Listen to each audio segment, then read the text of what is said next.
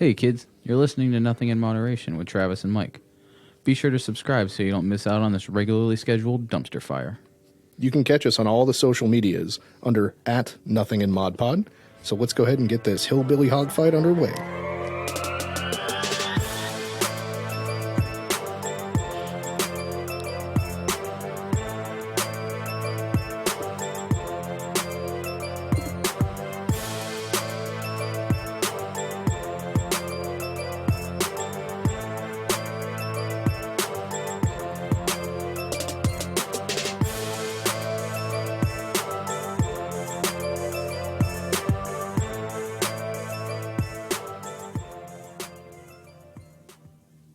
What's going on, buddy? No, man, I love the new intro. Yeah, I kind of like it too. The hillbilly hog show thing is hysterical to me. Yeah. I think we should do like we talked about and change it every. God damn it! I knew that was going to happen. Change it every week or so. Somebody throwing away a wind chime into a dumpster. Yeah, it just I asked them not to just randomly throw shit in the dumpster, and they don't ever listen. You just got to hang on to it for the the scavenger with the buggy. Yeah, I'll give it to him next time he walks by. So I saw the other day on Facebook you posted a picture of what I'm assuming is a new girlfriend. Sort of. I mean, she doesn't really like to be referred to as a girlfriend, but Non-binary? She's non-binary. That's correct. Okay. I don't know what that means, but that's what she is.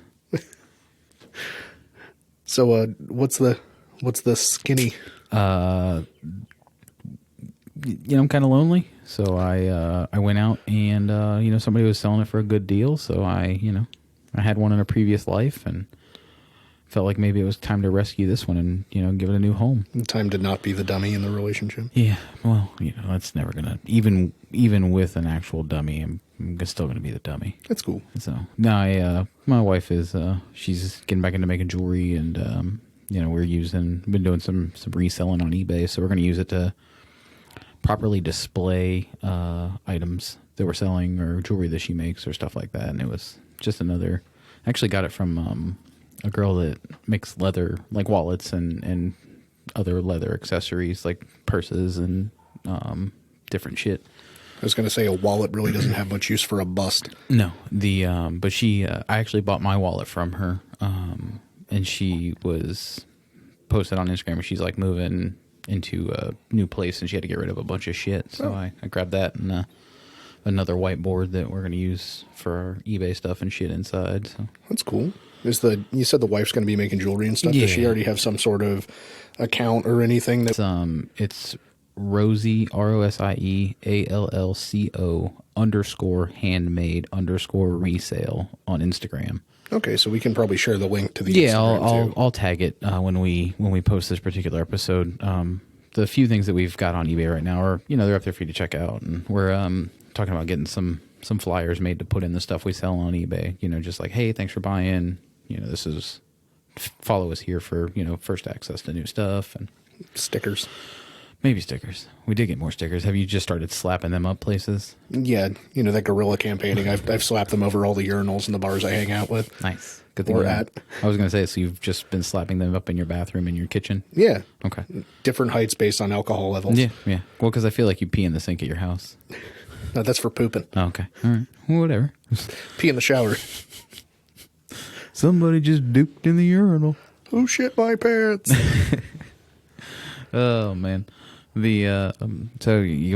had an actual fucktastic day. So I'm gonna be just kind of in and out. Fucking work was absolutely fucking terrible. So they take your new chair away?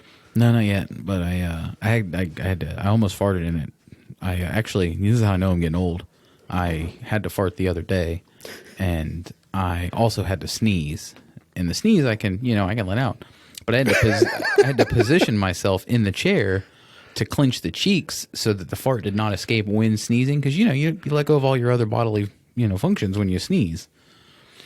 Well, because I clenched my ass cheeks while I was sneezing, and the way had adjusted myself in the chair, I ended up hurting my back when I sneezed, which is the most old man thing I think I could ever do. But at least it was at work, and now you can get workers' comp. Correct. So, and luckily I didn't shit myself, because that could have been a possible outcome as well.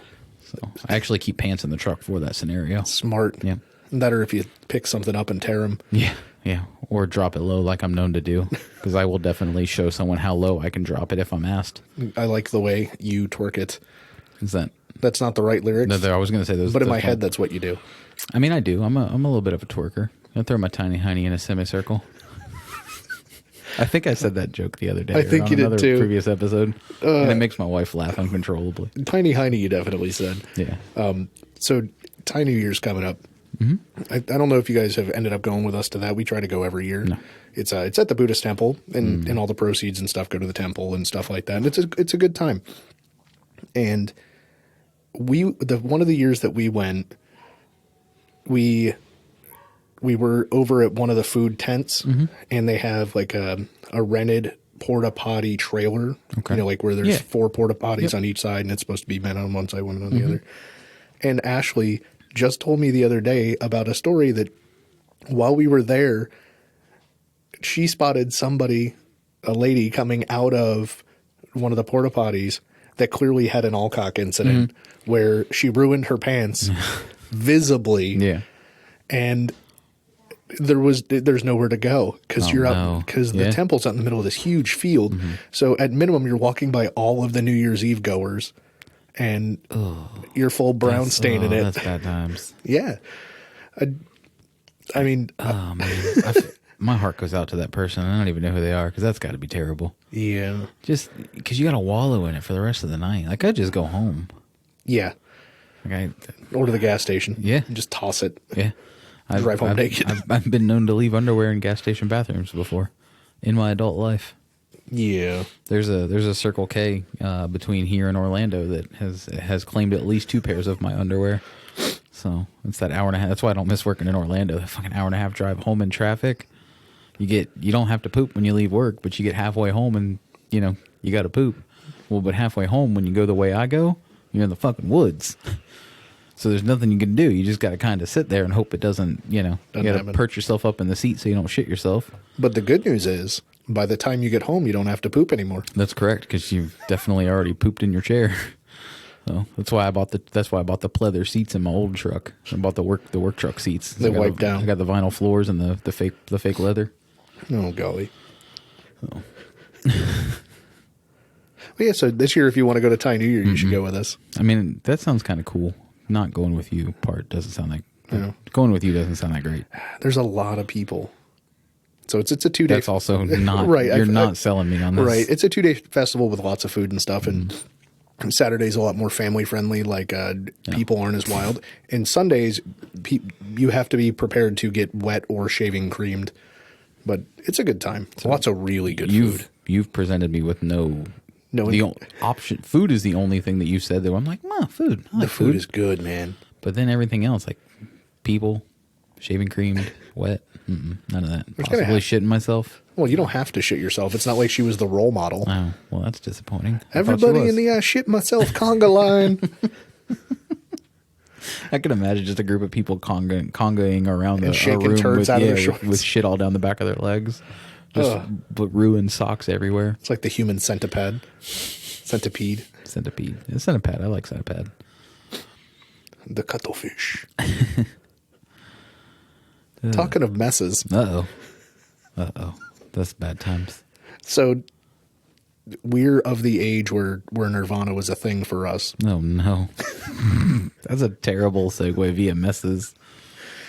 And the Kurt Cobain thing, obviously, that's the mess and when the band ended. Yeah. But Dave Grohl was obviously in that band as the drummer, I believe, and then went and started Foo Fighters, or Okay. ended up in another band with Foo Fighters. And you have to ask yourself, is that the best thing to have happened to Dave Grohl career-wise? Did you ask this because you want me to share my unpopular opinion with everyone about Nirvana? No, because I don't think your unpopular opinion is as unpopular as you think, Oh. even in this room. Damn it. Well, yeah, no, I know. My problem, like, it probably, well, I don't know, because I feel like Nirvana would have had great success had Kurt Cobain not died. Like, they were at the forefront of that era, and I feel like they were good enough that they could, and with the way things ebb and flow, they could have recently again started touring even if they had stopped and were going broke, they could have started touring off just, you know, what they'd already released, Their a couple greatest albums. hits or Yeah, whatever. effectively. So I don't know. I mean, I'm sure, you know, while Foo Fighters is good, we probably wouldn't have gotten Foo Fighters, or maybe they wouldn't have made it. You know, because I don't know how the Dave Grohl thing went. I don't know if he started it or, you know, because I don't really listen to rock music. So Right. but I don't think that it necessarily would have been any different, really. For Dave. For Dave, yeah, I don't, because like I know Foo Fighters, but I didn't know Dave Grohl. But I know I'm not the norm. No, you probably are, because most musical listeners, Musical listeners. yeah, put a couple extra H's in there, are casual more so than thoroughly in depth. Yeah. And I think somebody like Louis would be able to give a lot more information on this. And, you know, he'd be like, oh, well, Dave was a primary writer, and the new album that would have come out with Nirvana would have been this percentage of Foo Fighters, and he would know all this stuff. And obviously we don't. But Well, and because on Reddit there's those subreddits where they, you know, they're like, oh, what would have happened if this didn't happen? And typically they're based in history. But I don't feel like had Kurt Cobain, I wonder if Kurt would have adapted to that Foo Fighters style. Because I don't feel like what I know of Foo Fighters, I don't feel like is a very Nirvana style or sound. it's more in the Teen Spirit sound than it is in the, Okay. you know, poly sound, or it is in the sadder stuff. So I it's wonder, more rocky. I wonder in that scenario of like if Kurt Cobain would have went along with even if Dave Grohl's writing, you know, X%, like does he go along with and let the music take that direction? So, and I don't know. I don't know enough to be, you know, commenting really. I'm not that big of a fan anyway. No, not at all. Like I seriously, I can name a few Nirvana songs because they were popular when I was listening to rock music still, but like I can't think of like a Foo Fighters song off the top of my head. Really? Yeah. Not like Everlong or... Mm-mm. Okay. No, nothing at all. Huh. Like seriously, I don't. Like I'm sure if I heard one, I'd be like, oh, that's Foo Fighters, okay. Right. But like they kind of had a sound to them. Yeah, like Disturbed, where all of Disturbed's albums sound Or like all the of one. Godsmack. Yeah. Oh yeah, my favorite. There was a one day that because our local JRR, the local rock station, they do like, or I don't know if they do it anymore, but they used to do like a two for one lunch where they'd play like 2 songs of the same band back to back. And there was one day where they played Disturbed, and they were like, "Oh, and that was our 2 songs from Disturbed." And I was like, "What? I thought there was only one song." And somebody was with me. Was like, "No, that was 2 different songs." I was like, "Well, no, it wasn't. It was the same song." There's definitely some bands that have a very distinct sound to them. like VolBeat. Oh, I was going with VolBeat. Every VolBeat song is dur. It's like the Swedish Chef is Yeah, on, and is singing. and coming from me who doesn't know shit about rock music, if I can tell you that all of VolBeat shit sounds the same, you should probably just assume that I'm right. I mean, I appreciate the contribution to music that Nirvana provided. Yeah. But I'm not going to listen to a whole Nirvana album. No, I not now. I like rock music. Yeah. But my unpopular opinion, I don't really enjoy the Beatles. I appreciate what they did, and they did it in a very short period of time, and I can't. I like the Beatles more than I like Nirvana. But I share a similar opinion, but like I'm not like in love with the Beatles. I don't understand people's love affair with the Beatles. I never have. I can tell you that my favorite Beatles songs are songs that are covers, like that somebody else did the Beatles song, and I think we talked about this with my opinion about Michael Jackson too. Like I appreciate everything he did. He's clearly... Do you like the Alien Ant Farm version of Annie Are You Okay more than Michael's version of Annie Are You Okay? Yes. That is the most atrocious thing I've ever heard come out of someone's mouth. I think the Michael Jackson video is better than the Alien Ant Farm video. Oh, yeah. But I prefer the rock sound of the song. That's never... It's something that people debate often, is that like there's nobody that performs or performed the way Michael does or did. And that's what made him the quote-unquote king of pop. There are people who will draw correlations to a Beyonce performance and how choreographed they are and how well put together they are to kind of like compare her in some ways. But even then, it's like, you know, there's just nobody's going to do anything like Michael. Well, and she's not blazing the way. Like there's stuff that Mike did and Mike did quote-unquote first. Yeah. You know, and again, not that we're commenting on any of the stories or anything, just but that's not my type of music. Yeah. So it wasn't ever that big of a deal to me. And then when rock and roll artists do it, I like it better. Just the song Sail by AWOL Nation. Okay. I'll play it for you after the show. Yeah. But Ashley really likes the song. It's a very minimalist lyrically song, but conveys what it does and through the music and stuff. Well, I think it's Devil Driver does a metal version of that song. And to me, that song is way more enjoyable because it's heavy and I like heavy music. Yeah. Other people, not so much. You know what I mean? But yeah. But the Beatles just aren't. When we were in Vegas, we went and saw Love, which is a Circus Olay Beatles song. I had to fight to stay awake. It wasn't like, I get it. It's cool if you like it, and it's acrobatic, but for the price and I sound like a real old man right now. I am. I'm just I not had trouble staying awake, and it was too expensive. It was. I feel you though. It's not my thing. In similar but polar opposite, Jen and I went to Blue Man Group. Okay. And Blue Man Group was the most ridiculous thing. Like, after about 5 minutes, I had figured out the gimmick, and I was, okay, I'm done with this. It's just really fucking noisy at this point. That's all it is. Just fucking noise. Was that your stomach? That was. Sweet Jesus. I know we said we weren't gonna talk about that, but God, I hope that got picked up. If it didn't get picked up on the microphones, I will cut this part out. But if it did, good God. But no, Blue Man Group was fucking mostly terrible. Like, it's too long. It's just the same shit over and over again, and it's just, okay, cool, whatever. Yeah. I mean, Ashley, I think, has seen it, and she's gone to the Circus Olay show here in Orlando, Lanuba or whatever it was, several times. Yeah. We hit some other shows when we were in Vegas, and had like Absinthe in Vegas is a small venue, and it's set up like a carnival used to be, like where there's a carnival barker and he's the host, and it's impressive feats of strength or agility or stuff. And that one, it's an adult only show because there's a little, scantily clad or nudity or whatever it is. But it ended up being a lot of fun, and to me was well worth the money in comparison to the Beatles Love show. Okay. I didn't want to fall asleep. Maybe it was the uncomfortable chair. Could be. But it was a good time. It's good.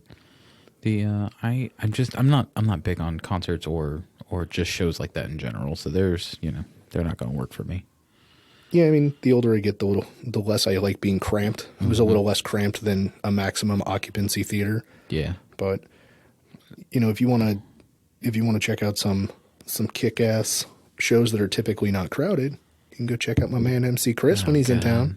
I would not like to do that. It's a good time, man. I've heard good things. And I know he doesn't come up here, but like our local little bar, we get a couple good shows a year from, like, Bone Thugs comes here, Collie Buds. That's so interesting to think. Yeah, it's weird. Because they were big. Yeah, huge. And they come here every year. In Sanford, Bubba Sparks does West End, or at least a couple years ago he did it. From what I understand, he does it fairly regularly. So it's cool, but like the MC Chris thing, like I've seen some of his stuff on Adult Swim, and like I legit think he's funny. But I just, like, the small clubs freak me out as much as like the big crowds do. If maybe a little more. The small clubs packed with people might freak me out a little more. So I don't know that I would enjoy myself purely for the environment. Is it just because the limited shoulder room is the concept, or just the room being small? Or? I hate being shoulder to shoulder with people. I hate crowds in general. Like, when we went to see the Joe Budden podcast, it was at the Plaza Live. Okay.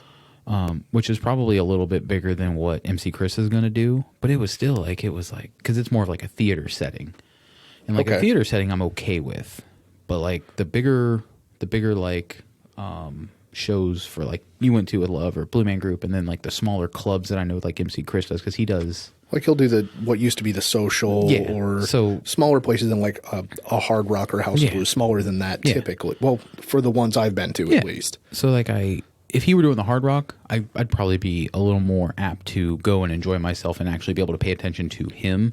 instead of what's going on around But you. like at the social, I'm going to be on edge the entire time and like constantly like looking around, and it's just Yeah, I do that too. Given my background and stuff, Yeah. I put myself in a position where nobody can really get behind me, and I can keep an eye on everything. except me. Yeah, you're always allowed to be there. Yeah. But it's just one of those things. Like it's cool to go out and support an artist that I've been following for 15 plus years, and like you said, he's helped with Cartoon Network stuff. He's been on Aqua Teen Hunger Force. He's on C Lab 2021.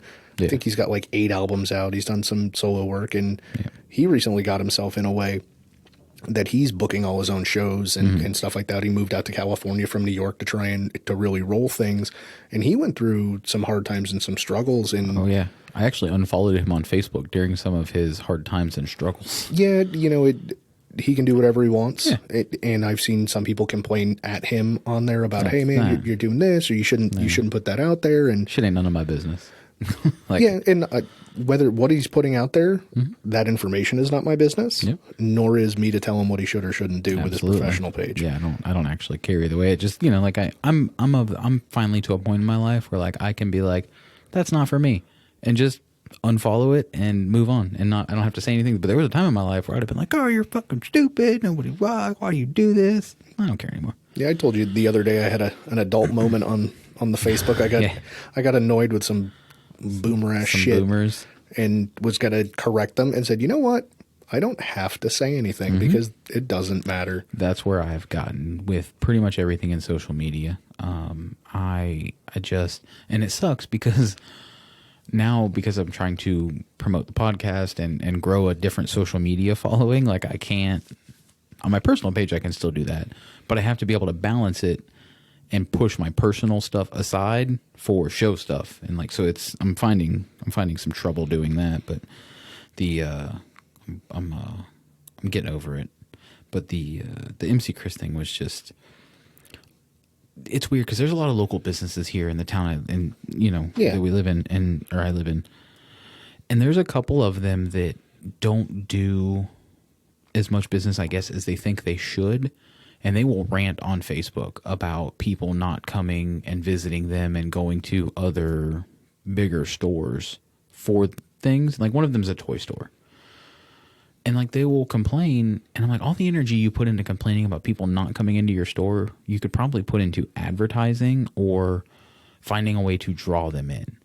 And it doesn't make sense to me. Like, and it was similar with the MC Chris thing. Like I get what he's trying to do, and maybe that was his route for doing what he did, because it obviously helped with whatever. Right. And it's not like he was. I don't think he was asking for like just straight up donations. Like I think he was trying to sell things in, to help fix his problem. He's like, this is my problem. Help me get rid of this shit so I can fix it. Right. And he put his Patreon out there, and he even absolutely. said, I have a GoFundMe if anybody wants to do straight donations. Yeah. And if I see it a lot with podcasts, because there are people who, some people are so passionate about podcasts that like and it's happened to me before in a smaller scale, I guess. But like, I feel like some of the podcasts I've listened to or still listen to, like I'm in a sense friends with those people. I don't believe that I'm legitimately their friend. Right. But you have a connection. But like, there's a connection. Like when I'm sitting around listening to them, I feel like I don't realize that I'm listening to them on a podcast. I literally feel like they're sitting here like you and I are. And I know Jen has, strong feelings like that about the My Favorite Murder girls that she listens to. Like she, that's just those are her best friends. And I love that those types of environments are created. So like putting out the GoFundMe and people applying, that shit doesn't bother me at all. It's not for me, but like it doesn't bother me. I forgot where I was going with this now. I was just ranting and completely fucking forgot where I was going. I think you were coming around to what it was you thought he did that you didn't care to see. No, because like I just didn't like it. I don't, because I'm not a fan, I guess. I don't. Oh, well, where I was going, because I was talking about the local stores. Like if your plan is to complain, and that's how you think you're going to get people in, it's probably not going to work. No. Like that's just not the route you take. Like actually, there's one of the businesses that does it here. That's that complains a lot, and they, I used to frequent it for the most part. I would stop in, more frequently than I would other places, and now just because of all they do and is complaining, I don't even bother anymore. It's the honey versus vinegar concept. Which way do you catch more flies? And you know, instead of I was listening to Gary Vee, I think it was, and you know who John Tapper is. I feel like I talked about this. Maybe I told somebody else about it, but John Tapper, whatever. He's the bar rescue guy. Okay. And he was explaining a concept with a new restaurant where when your waiter walks up to the table, have you been here before? No, we haven't been here before.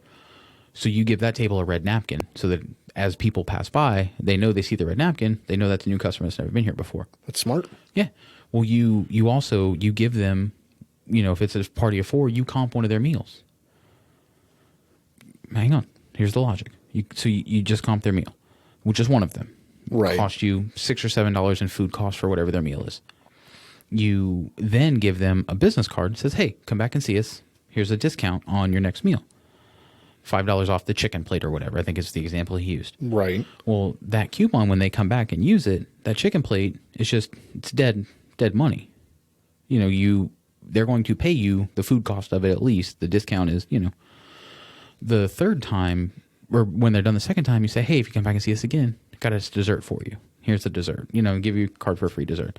So you're out $7 or $8. But after the third time, that person is more likely to come back and see you, and become a loyal customer. And I feel like and it doesn't have to be, but like if a toy store, you've got, like little 25-cent toys or something, give that out to one of the kids. Right. A lot of the times the term for that is a loss leader in business. And the idea is, are you okay with losing the money on this in order to secure something else? Yeah. I've worked in restaurants and bars and stuff before. I've never seen it done that way with food, because food typically has a higher cost, lower margin than alcohol. So like if you're giving someone a free drink or the whole idea of 2-for-1s on happy hour or whatever, you're still even making money off 2-for-1s most of the time, especially on liquor drinks. That's why, it's okay to give away coupons for that, or hey, first time, let me buy you a drink or whatever it is, and it's not the end of the world. But I'd never seen that before with food in any restaurant I've ever been to. Not saying that I've not either, but I think the concept of it is a great idea. If it works, it works. I know my aunt and uncle didn't do that with all the restaurants they've owned. Yeah. Now is this your first visit? Yeah. Oh, well, welcome, blah, blah, blah. My name is Travis, and this is what we do. And putting specific colored napkins down, I think that's brilliant. Yeah. The only thing that I could see as a drawback is if they come back and then they're like, oh, we got such good service the first time, and now that we're back, we get shit service. And well, no, but that's the thing is when they're giving. I mean, you have to maintain your level of service, absolutely, no matter what. So that's I see that, but it's just it's one of those things that like if you got people on your staff that are going to give them shit service, whether it's their first visit or their 30th, they're going to give them shit service that day. Yeah, we have a restaurant over by us that's apparently a franchise, and we went to the original one. Out in Polk County. So a fair drive, because Ashley had been there before, and it was great. The environment was great. It's a steakhouse. The food was great. Service was great. And then they opened one over by us, and it was now coming. And it was that way for like 6 months. So it opens. We let the crowds go. We go and visit, and we have a really not good experience. And it was a bad enough experience. We probably should have said something. And we didn't. We both ordered steak or whatever and got a side of sauteed mushrooms. The sauteed mushrooms were literally poured out of a can and into one of the boats or whatever and brought out. Like, they weren't hot. They still smelled very much so of dirt and fungus, and we didn't touch them. Like, we each had one and said no. Yeah. And they noticed and they comped that off the bill, which we weren't asking them to because we asked for them. But, Gordon Ramsay makes the comment, people are always scared to say something because they don't want to hurt anyone's feelings. They don't want to cost somebody money. But if you have a legitimate bad experience, politely bring it up, because there's no way that a bad apple can be fixed if it's not brought up and brought to somebody's attention. And now that restaurant is since closed because every single person I've talked to had the exact same type of experience we did. They've revamped it as a crab and seafood restaurant under the same ownership. And it reopened, and everyone's still having the same bad experience. Oh. Weird. Because so it wasn't the menu. No, the menu was great, and the cuts of meat were great because they're from the same provider and everything. It was the people who were serving were not really on top of it. The kitchen was slow, which is fine. I don't mind waiting for my food. It's not the end of the world. But it's like, if you offer free bread and free salad, and all the other tables are getting it and the table you're sitting at doesn't. It's like, hey, See, and I'm to the point with, and I like that we're talking about food again. It's my favorite. we haven't done anything funny yet. That's true. Well, I mean, not all of them are going to be funny. Oh no. So, God damn, we're gonna have to scrap this whole thing if nothing funny happens. I will, like, Jen and I have gotten up and like walked out of restaurants where we were sitting there and didn't even get served water or have anybody ask us what we wanted to drink or any of that shit within like the first 3 or 4 minutes. Like and people are like visibly getting drinks and shit around us, and I'll get up and walk right the fuck out and never come back. Oh, you mean like being sat at Buffalo Wild Wings and sitting there for 30 minutes before someone takes a drink If order? you walk into Buffalo Wild Wings and you expect good service, you're dumb as hell. First of all, I don't need good service. I just need some service. if you expect any service, Valid. Because you could have just walked up to the bar and got that shit yourself. My sister-in-law, we went to the Denny's on iDrive. Like, I used to work down that way. My brother worked with me for a while, and we went to breakfast one morning after work. And fucking the server wasn't getting her refill fast enough, and she just got up and like walked behind the counter and refilled her drink. I was like, "What the fuck are you doing?" Stealing. Yeah, well, no, I mean we paid for the drink eventually. Oof. But I was like, man, I couldn't. I don't have the balls to do that. Like, get my own drink and be, But some people do. Some people they don't give a fuck. Yeah, I don't do that. Yeah. I mean, as many things as I don't give a shit about. Yeah. I try to be respectful. You're probably just too lazy to get your own drink. That's what it is. I just throw the empty glass at them. You're like, I'll just sit here and be thirsty before I'll get up and actually get my own drink. It happens. Since we're talking about food, since we always talk about food. Fuck it. Over the weekend, Ashley and I couldn't go anywhere to get ourselves food. Why? Alcohol. Okay. And we went on the Uber Eats or whatever it is that she uses for food to be delivered, and the only thing that was open was Wawa. Nice. Which isn't a big love deal. Wawa so much. So we got chicken tender subs. Mm-hmm. Banging. Oh, yeah. I was very pleased. Have you ever got the barbecue chicken tender sub? No, because I'm a Buffalo guy. Man, listen, the BBQ chicken tender sub is fucking, it's tits. Nice. Yeah. Well, we got a milkshake or a flurry or whatever the hell the The one you're supposed to eat with a spoon. That's a milkshake. Okay. Well, it was a mint chocolate chip milkshake, but they come and they're super thick. Mm-hmm. So when you're applying as much suction as you can to get the ice cream up the straw, and you accidentally find a chocolate chip, you get to choke as the chocolate chip goes flying into the back of your throat. I thought I was dying. I didn't realize that's where we were going with that story. Yeah, could you imagine thinking you're dying on a handful of chocolate chips that came firing out of a machine gun straw? What a way to go. Like I would probably just lay there and revel in, this is how I'm going to go. This is exactly what I prayed for my whole life. All the dumb shit I've done, and this is what kills me. But like I want that story to get told, so I want to go that way. Like I was talking to Jen about this shit the other day. Like one of the ways I'm most scared to die is by slipping and falling in the shower, mainly because then the firefighters have to come drag my naked ass out of the shower. And they're probably going to make fun of me. Maybe. For my kitten sitting on a beanbag. Especially when you're dead and cold. Yeah, pretty much. Wait. What? Huh? The cold water makes the turtle retract. Turtle. Aww. I know that when I worked at the sheriff's office, there was a person who had died in the shower and the water was still running, but they lived alone, so nobody found them for months. Oh, no. Yes. Washed most of their body down the drain. Yeah, so you got part of the body that's a skeleton and part of it that's not. Oof. So. I wonder what their water bill was that month. Not like they had to pay it. Their landlord was pissed. That's insensitive, and I like it. So, since we're... Yay, something funny happened. We don't have to scrap this whole episode.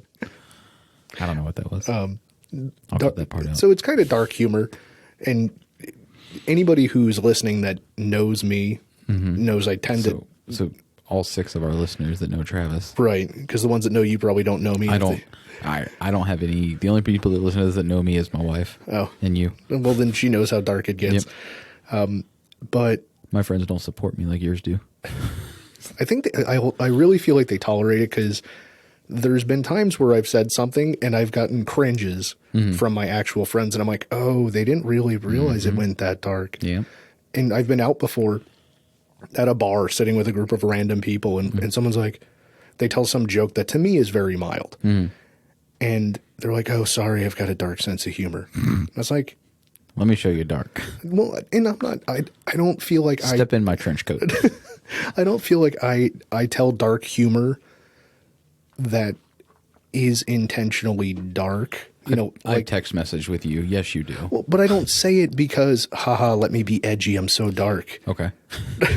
I think maybe once in a while, Yeah. but when I say it, it actually makes me laugh. And it's not just it's edgy, so I laugh. Like, Yeah. the You whole- legitimately think it's funny. and you know, here's an alleged situation. Yeah. Because I don't think we've talked about this on the air, but I've talked to you about it. Yeah. When I worked at the sheriff's office, I was sitting in my patrol car, and the vehicle in front of me went through the green light. It turned green. They drove through it lawfully. But the homeless guy crossing the street was wearing dark clothes, and the car in front of me walloped him. I mean, like full Simone Biles, handless cartwheel type shit. I shouldn't be laughing at this. God damn it. And, you know, the guy goes down. Yeah. I'm like, oh, fuck this. And I'd pull over to block traffic and turn on the lights. And You just keep driving. It just hit him, run him over, swerve at him. No. But I pull over, turn on the lights, and call out that, you know, everything that's happening or whatever. And the car pulls off because they didn't see the guy crossing the street. And they freaked out because it's a little old lady. And she comes running up and she's like, is he going to be okay? And I'm like, But, you know, I get out, I call it out, I'm putting on my gloves, personal protective equipment. Everybody should use it. Yep. And when you're doing the triage, it's like, all right, are they breathing? Are they responsive, et cetera? So I can see they're breathing, they're bleeding, they're gurgling. And I'm like, I ask the question, sir, what's your name? And all I get is a gurgle.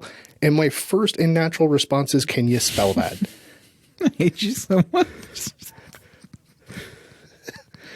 And I know, Just real quick, just for everybody that's out there listening to this, I've heard this story no less than 10 times, and I laugh like this every fucking time I hear it because it's that funny to me. and it wasn't, nobody else could hear me except for the guy on the ground. Yeah, well. And maybe he couldn't even hear me, but you know, it was just, that was my natural reaction. The first time I went to a death call, I'm still in training. Yeah. And it's a little old lady and you have to search the house and, you know, you have to secure any loose money, try and find a will. You inspect the body for signs of foul play. Is that part, like, and I mean this in all sincerity, like, is trying to find a will part of the... You're supposed to try and find some sort of documentation to start contacting next of kin and stuff like that. And especially if it's an older person, they want you to try and, what is reasonable, especially with another person there, go through to where if the house is going to be left unoccupied, people don't get in and steal stuff that could be significant. You collect medications, you collect loose cash, stuff like that. So my training officer goes outside with a backup unit, and I'm finishing my walk through the house, trying to find stuff. And I come out and step out with the two of them. And mind you, I've been through the academy, through the agency's process, and now I'm in the field, and this is my second phase. So it's like my 14th shift in the patrol car. I pull out of my back pocket a granola bar, and I open it, and I start eating it, and they're both staring at me wide-eyed, and they're like, what are you doing? I'm like, I'm hungry. They're like, please tell me you didn't take that from inside the house. And I'm like, you guys are not. Of course not. I brought this with me. And they're like, and it doesn't bother you to eat? And I was like, why would it? And they're like, there's a dead person. I'm like, okay. Am I supposed to share? Homeboy got eaten. You know, like it didn't register because I'm partially fucked up that way. special. Yeah. It just, I don't understand why it's a big deal. It's... It's not like that's, I guess that's, and I don't, you know, what's weird is like, I feel like there's a time and a place, and like to I guess roll back a little bit to like to the Kobe thing. Like I don't feel like that was, and especially the fucking like 2 and 3 days after it happened, was the time or the place. I ignored most of the shit. I got mad at some of it. And like, I still don't think it's anything to joke about necessarily, but I also I'm not naive enough to think that it's not, you know, that the sadness or the tragedy of anything in that doesn't just wear off eventually. And, you know, and I'm also, for the most part, I am cold when it comes to things like that. Like they just don't faze me. Right. And I know not everybody's like that. So it's, you know, you're more like me. You're actually probably worse than I am at or not worse, but like you're More more jaded. cold, more jaded than I am. But I'm pretty fucking jaded. And it's not necessarily a good trait. And, that's one of the things that ends up being an issue with anyone who works in law enforcement for any period of time is really separating the at work versus the at home. And not that I ever went hands-on, with the significant other or anything like that. Thankfully, I was able to keep my happiness at home and my serious attitude at work. But it is very common for people to go hands-on at home because they're so used to being hands-on at work. And it's even worse with corrections, ladies and gentlemen, I think, because corrections people are fucking the worst. Well, I don't want to talk negatively about them, but they have a lot more hands-on experience at work. Everybody they go to work with inmate-wise, they probably or potentially go hands-on every single day. Whereas a lot of cops don't do that. I think I told you I have a friend of mine that was a cop up in Gwinnett County, which I think that's the Atlanta area. Basically, yeah. Because that's where Ritz is from. Yeah, it's like I think Gwinnett is northeast of Atlanta. Okay. Maybe. But he was working there for like 3 years about the time I had been with the sheriff's office down here for 4 years. Gwinnett County is where University of Georgia is, I believe. Okay. I think they're like Athens is one of the cities within Gwinnett County. Okay. So, but he's a county unit, so anyone who's listening out of town, county units handle all 911 stuff, not in city limits down here in where he was from. But him and I are having a conversation about the different crazy things that we've dealt with. And he'd been there for like 3 years, and I asked him, have you ever gone to like a self-inflicted gunshot wound suicide call? And he's like, oh no, man, I've never seen anything like that. And I was like, in 3 years? And he said, no, man, we don't have those very often. I said, oh, well, down here, we probably have them once a month in the district I work in. I was like, I've been to a couple, and it was just interesting to see how much different his perspective was, having experienced a lot less versus my experience having been, I worked as much overtime as I could and tried to go to every call I could and tried to be in the middle of the shit if something bad was happening, and always tried to make sure I was first so that I could diffuse the situation as best as possible, even for both the citizens and for my coworkers.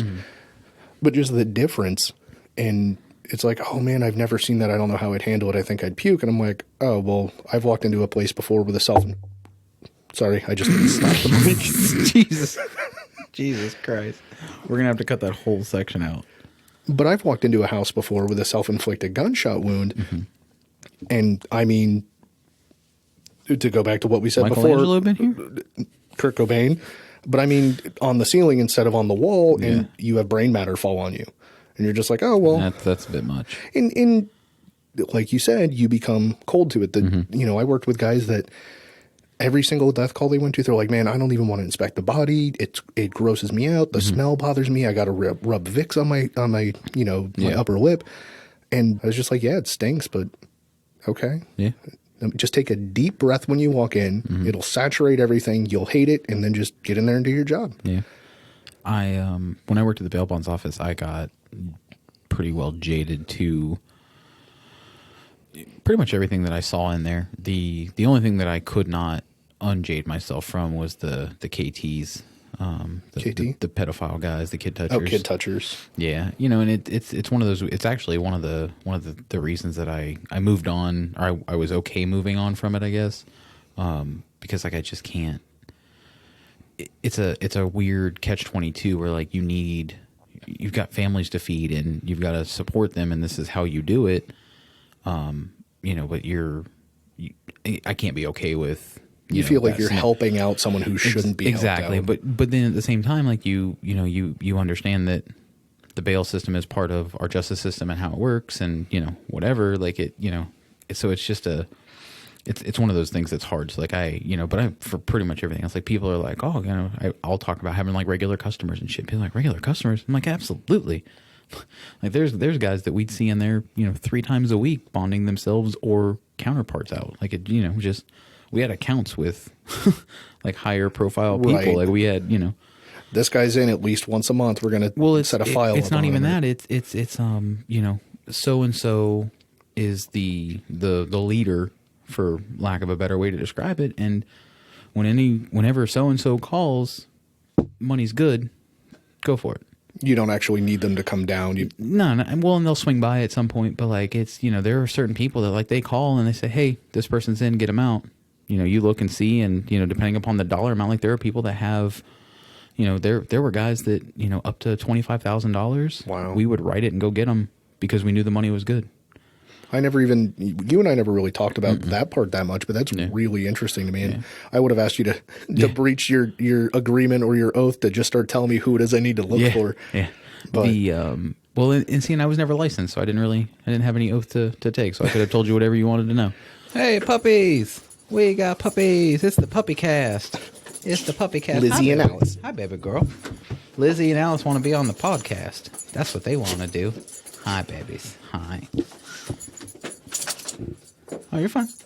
No, it's fine. Puppy girl, say hi. Say hi. Say hi, puppy girl. No, they don't want to say hi. Go on, get outside. Go.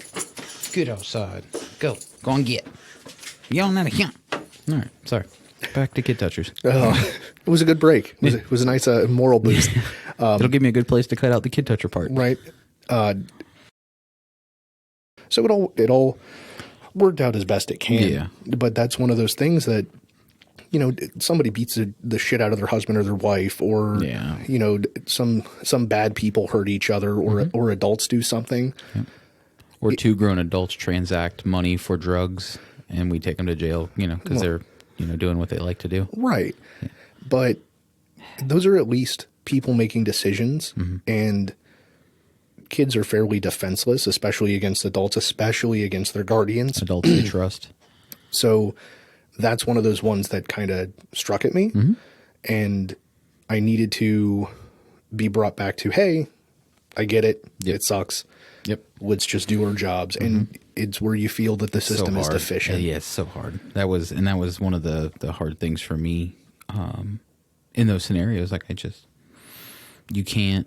can't recognize the difference in but at the same time, like you can't. Somewhat funny story about I worked part-time for a guy in Orlando that had a bail bonds office that was friends with my boss. Right. And they were competitors, but she didn't have an office in Orlando, so she let me work part-time, to make some extra cash, for him in Orlando. And I came in one day, he paid me like $200 because he bonded out some kid toucher, but the guy had like 75 or 80 different charges, and each charge is its own bond. And it was the day that I adapted my signature from a very long, drawn-out signature to just like some scribbles and shit. Because when you got to write your fucking signature 300 times to do all this paperwork for him, you learn to adapt. I didn't realize that you can't just write a blanket. Nope. Every charge is its own bond. Even if it's on the same report number, same case number? Yep. If you charge some guy with 2 counts of breaking and entering, for example, because it's two separate bonds. Okay, because it's 2 separate charges with 2 separate dollar amounts, and they will, like the main bond will be $5,000, and then the other ones will be $100. And with the $100 bonds, there's a minimum in Florida, so right. It's $100 for me or $100 at the jail. Pick your whatever. I want your money, but I don't care either way. It's $100. I'm not That's why you just have to make sure when you're putting them in jail for multiple things, you put one of the charges that has no bond. Yeah, that too. Those are always the fun ones. Well, we're probably going to have to cut most of that out because that's depressing. Oh. We went from real funny stuff to very depressing very quickly. I like it. That's what we're here for. We're here to depress you. To take hard right or left-hand turns that are in the opposite direction of the way they should be. It's funny we ended up on all that stuff versus all the stuff that was I know. See, I don't think we should do a list anymore. I think we should just willy-nilly go for it. No, we need to have something. Nope. Just a guide. Sure. Like a hitchhiker's guide. To the galaxy. To the galaxy. I tried to download that book and listen to it, and I just couldn't get into it. It's different. It's you always want to make sure you have a towel. Definitely. And don't panic. Do not panic. No, it's don't panic. I said do not panic. Right. Well, the back of the book actually says don't panic. Oh, I see. I don't know how to read. That's why I listen to books. Listen to books. I do. If they were going to pay us, I would plug one of the great audiobook services. But until they pay us, I will not be plugging them. Did you know you can go and get a library card for free and get most of the same books on audio for free? On Libby. There's apps that you can download on your phone and link your library card to, and whatever the library has available for digital, like even digital ebooks, like or digital copies the library owns of print books. You can download those, read them on your phone. You can listen to them. I think the main app is Libby. There's other ones, but the main one is Libby. I actually have it. I think that's a phenomenal tool. And I just read an article the other day that was saying a massive study about the cognitive gains or the retention by reading it versus listening to it, that there isn't any real difference. As much as some people are purists or snobs about it, that there's no discernible difference about the which one retention. you retain. Yeah, that doesn't surprise me. I don't really retain any of it. It's Ask just any of my high school teachers. We're going to need your grades. You've claimed you have the greatest grades. Yeah. Is that, I didn't claim that. No, I was referencing somebody else. I know. I know what you were doing. Oh, I know what you were doing. I survived the coronavirus. Barely. If you brought that motherfucking coronavirus back here somehow and infected the studio, I'm going to fuck you up. You better shave your beard. I'll just die. Yeah, probably. It's wild that you would rather that, and I don't disagree with you, but it's wild that you would rather die than have a beard. It's in the Constitution. Is it? I don't know. Oh, I haven't read that either. The Constitution. You're eligible for the Constitution office. and the Bible I've never read, so I can be a preacher and or run for office. Well, one of them is in the other. That's the important thing to remember. Would we be Alcock Dean or Dean Alcock 2020? If we were in each other? That's I was referencing the Constitution and the Bible. Yeah, no. I was not. Like if we had yard signs. Who's going to be the president? I don't actually care. I actually feel like the vice president might have more power to like pull strings and manipulate things from behind the scenes. I feel like it might be more fun to like run a shadow government behind your back. It'll be a large shadow. It will be called the shadow government. It's the total eclipse We of my hide in heart. plain sight. That would be our theme song would be Total Eclipse of the Heart. That would just be on the campaign. Real quick, I need to rant for a second because at work, we listen to the oldies station here in town, and I don't get to choose the music because if I did, I would not listen to any of that bull trash. Why is it that all of the songs in the 80s are about date rape or treating people poorly? Like, I don't get it. Like, Aren't most rap songs about that? Yeah, Drugs, but no, they're rapiness. not. That's not. No? No. I can't understand. They're also mumbly. What? You listen to the wrong kind of rap. No, like the fuck. What song is it? The get out of my head and get into my car. Like, God damn it, that guy's. See, I'm gonna have to cut this part out now too. Fuck. I remember working with my dad as a kid, and my dad said, all your rock music's just about drugs. And in the song that came on the radio, and I don't know who does it, and you'll probably tell me, but the lyrics were, she don't lie, cocaine. And I was like, Dad, that's drug-related music. Not Eric Clapton? I don't know.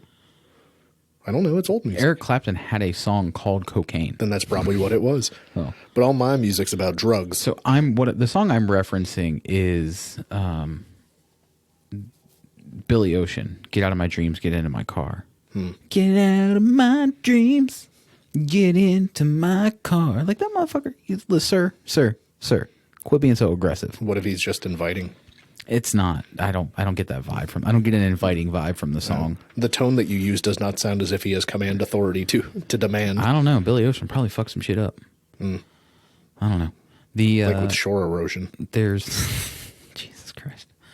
But there's other songs where like it's just they're just being very aggressive and very like, and I don't like it. I don't like it one bit. That's the rape culture. It is. It's sad times.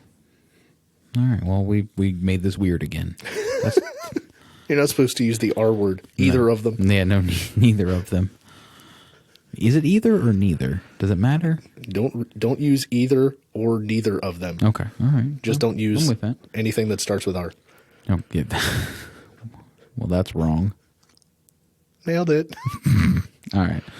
Let's get the hell out of here. This shit's getting a little edgy. Why are you saying it so weird? Weird? Why? Cool whip. Cool whip.